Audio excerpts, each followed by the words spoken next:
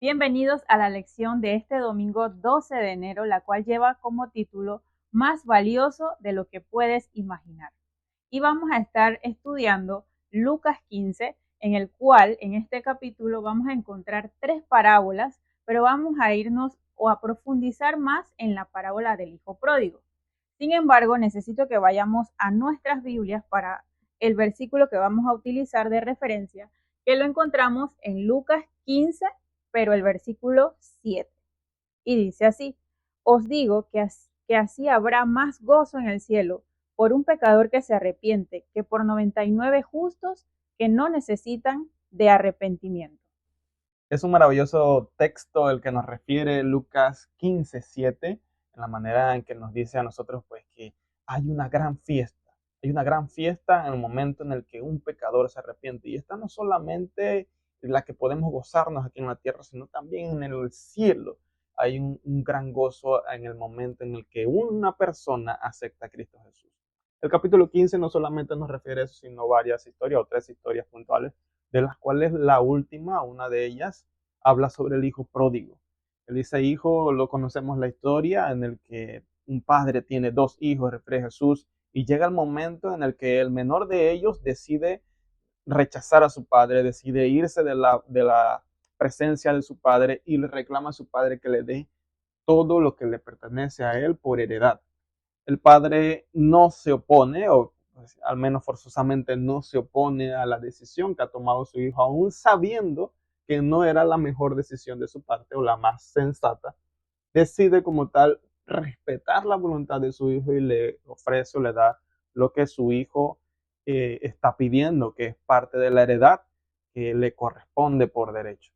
Él mismo sale, conocemos la historia, vive la vida, despilfarra su heredad, lo que el padre le había dado. Y una vez que despilfarra todo y se encuentra en la bajeza o en el punto más bajo, ya habiendo despreciado o desestimado todo lo que se le había dado, recuerda los momentos en los que estaba cómodo con su padre, cómodo en la presencia de su padre. Ahí en un momento en el que quizá alguno de nosotros, quizá tú que me estás viendo, te has encontrado o te has visto recordando cómo te sentías antes cuando estabas en la presencia del Padre y cómo estás ahora, cómo estuviste en ese momento en el que ya no gozas de esos privilegios. Es un momento de claridad del Espíritu de Dios que nos trae a nosotros desde nuestro punto más bajo a la presencia nuevamente o a recordar la presencia nuevamente del Padre en nosotros. Este hijo pródigo vuelve a la presencia del Padre, llega nuevamente y cuando llega a la presencia del Padre, este Padre lo está recibiendo, lo está esperando con los brazos abiertos, lo está esperando con emoción, con alegría. Creería que en Lucas se queda corta o Jesús deja a pocas palabras humanas corta la experiencia o lo que está queriendo expresar en comparativa con nuestro Rey de los cielos, con nuestro Padre celestial, de cómo Él nos está esperando a nosotros. Se queda corta quizá la descripción de cómo Dios nos espera a nosotros y cómo somos nosotros quizá en algún punto de despreciables al rechazar cada una de las bondades que involucra estar en su presencia. Más allá de eso, hay una referencia sobre la respuesta de la parte humana, referida por el hermano mayor del hijo pródigo, del hermano menor, que decide apartarse de la presencia del Padre. Esa es una referencia que puntualmente hace alusión a nuestra parte humana.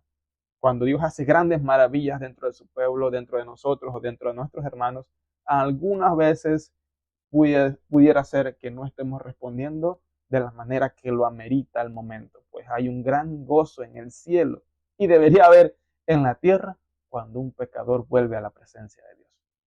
Esta historia, Rommel, me gusta mucho porque tenemos muchos puntos de los cuales podemos aprender. Uno de los que mencionaste al final fue la reacción de ese otro hermano, de ese otro hijo, que siempre se mantuvo con un buen comportamiento frente a su padre. Y al ver esto, como mencionabas, es la parte humana de nosotros cuando nos molesta, por decir una palabra un poco general, nos molesta cómo otras personas que no hacen las cosas bien son perdonadas por Dios. Pero el título de este día nos dice más valioso de lo que puedes imaginar.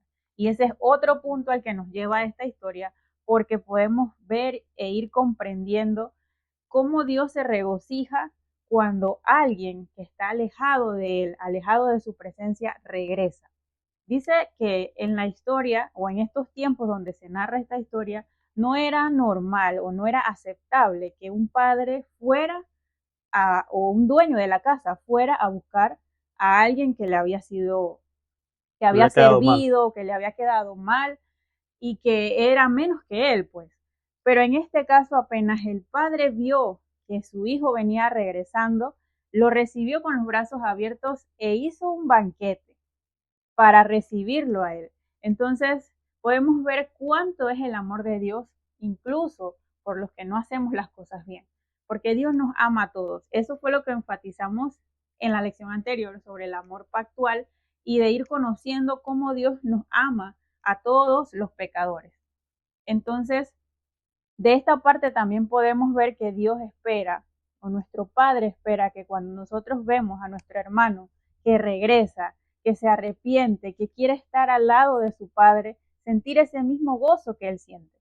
Y que nosotros también podamos incluso no ser piedra de tropiezo para esa persona que con mucha dificultad, me imagino que con mucha dificultad, ha regresado a los pies de su padre y le pide perdón y le pide incluso ser un siervo más de su casa. Desde su perspectiva no lo merece, No lo según él. merece y como nosotros siendo humanos tampoco vemos eso bien, pero tenemos que regocijarnos cuando el Padre acepta a todos en su casa, incluso al que menos lo merezca.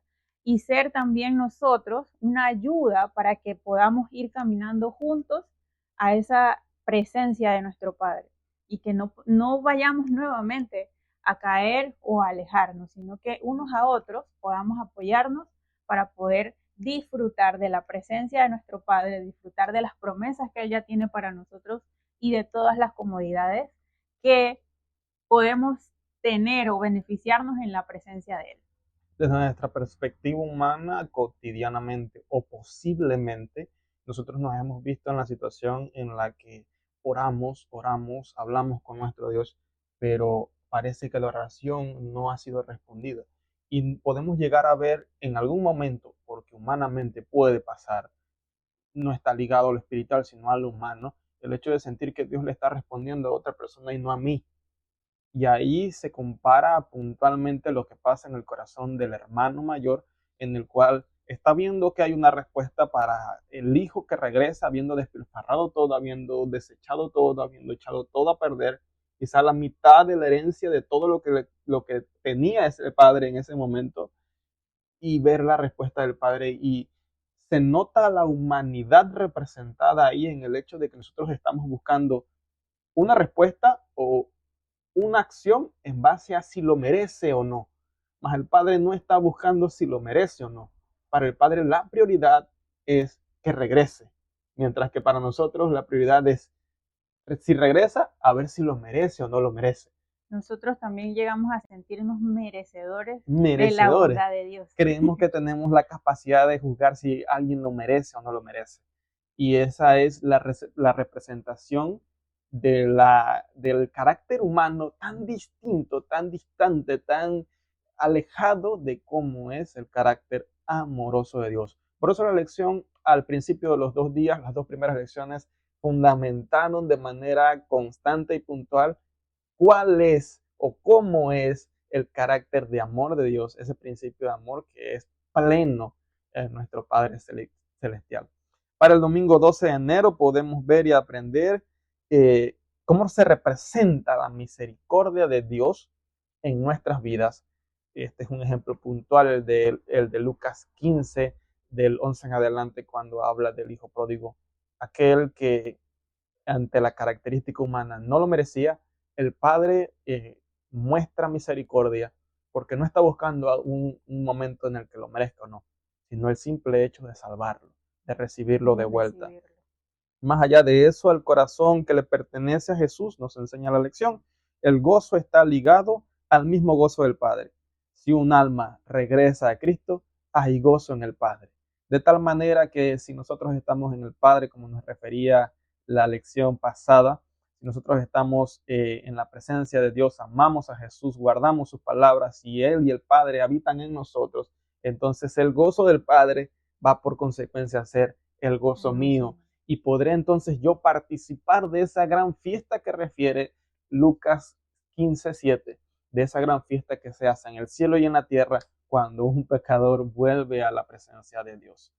Es maravilloso estudiar la lección de escuela sabática. Para finalizar este día, quizá podemos dejar ahí en la mente para que tú comentes ahí en la sección de comentarios de este video si mi carácter como ser humano todavía necesita moldarse más al carácter de Dios, sí o no. Puedes comentarlo ahí al respecto para que tú también puedas integrarte a este estudio y puedas hacer una gestión participativa del crecimiento espiritual a través del estudio de la escuela sabática. Que el Señor les siga bendiciendo a lo largo de esta semana y siga compartiendo estos videos para que sean de bendición también para ti y para otros. Que el Señor les bendiga.